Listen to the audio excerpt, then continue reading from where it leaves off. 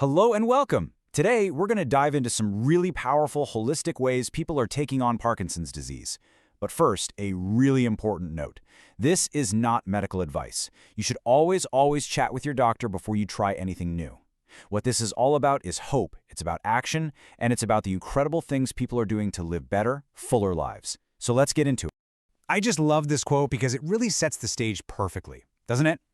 Hope isn't something you just have. It's something you build day by day with these small, deliberate actions. It's a muscle. And today, we're going to look at the workout plan.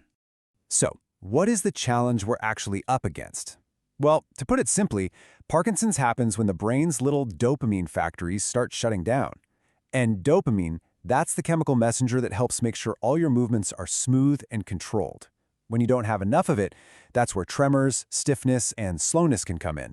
But, and this is the most important part, the story absolutely does not end with a diagnosis. The crucial thing to remember is this is not just a story of decline. No way. All over the world, people are finding ways to stabilize their condition, sometimes for years at a time, and they're living these vibrant lives filled with really good days.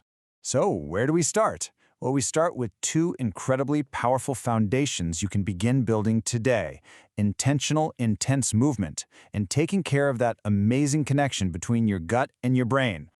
So, think of it like we're fighting on two fronts here. On one side, you've got intense movement.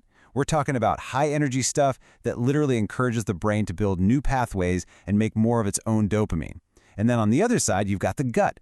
We're now understanding that calming down inflammation in the gut can have a direct positive impact on the brain. And you know, this isn't just a theory. This is happening right now. Out in Japan, a daily routine of fast walking and Tai Chi is showing incredible results. Over in Europe, people are using high-dose exercise, like boxing and tango, to improve so much they actually move down a whole stage on the Parkinson's rating scale. The goal is simple, but it's so powerful: 30 to 60 minutes of intense movement every single day. And how do we fuel that gut? With foods just like these. You've got fermented foods that bring in good bacteria to help lower inflammation, fiber-rich foods to feed that good bacteria, and then you have compounds like omega-3s and curcumin that help protect the blood-brain barrier. Even everyday things like leeks, garlic, and ginger can help calm things down.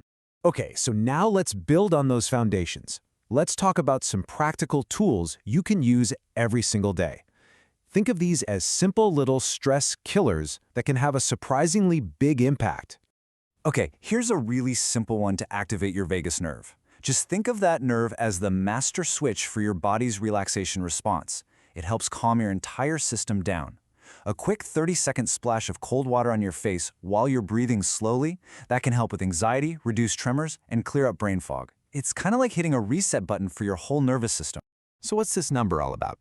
40 to 60%? Well, that's the reported reduction in tremors that people experience during and after group singing. That's right, just using your voice, especially with other people, can have this powerful calming effect. The vibration itself actually stimulates that same vagus nerve we were just talking about. We can also get our other senses in on the action to help calm the brain. Using scent, like peppermint oil, to feel more alert. Using touch, like feeling the grass under your bare feet to ground your nervous system.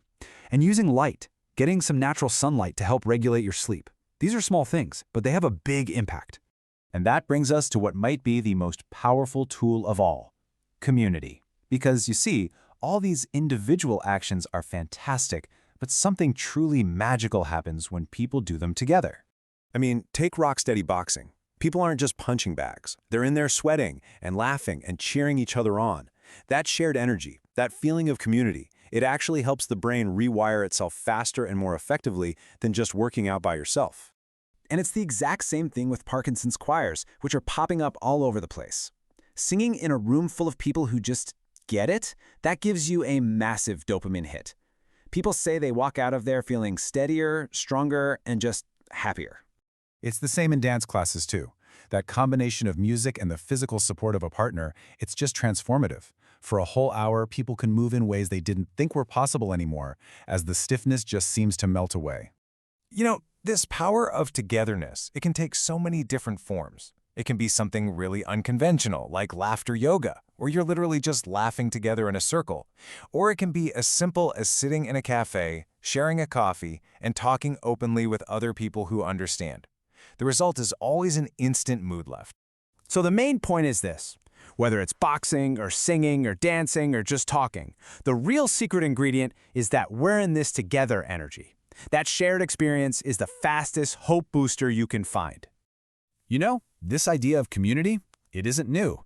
Not at all. In fact, if we zoom out a bit, we can see that all of these techniques, action, music, being together, they're all part of this timeless human tradition of resilience. I mean, think about it. We see Job clinging to hope even with immense physical suffering. That's the same mental muscle we train with things like breath work. We see David using his harp, music, to soothe an anxious king. We see the perseverance of figures like Moses, who, despite his own physical challenges, kept moving forward and leading. These ancient stories are really just echoing what we're rediscovering today. This ancient wisdom is just so profound. Cast your burden. I mean, what is that, really, if not the very heart of a support group? It's the act of handing over your fear and your struggle to something bigger than yourself, whether that's your faith or your community, and trusting that you won't be left to crash. So it all comes down to this. The tools might change over the centuries, but the truth is ancient. Don't stop moving your body. Don't stop using your voice. And don't stop finding things to be grateful for, to praise. These are the actions that build that muscle of hope. And that's the message for anyone watching today who is on this journey. You are still here. You are still strong. Parkinson's is a part of your story, for sure, but it is not the end of your story. Tomorrow gets better when you decide to show up for it.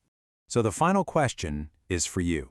And it doesn't have to be some giant leap. It can be a tiny step, a walk around a block, humming a song you love, making one phone call. What is the one tiny, brave step you're going to take tomorrow?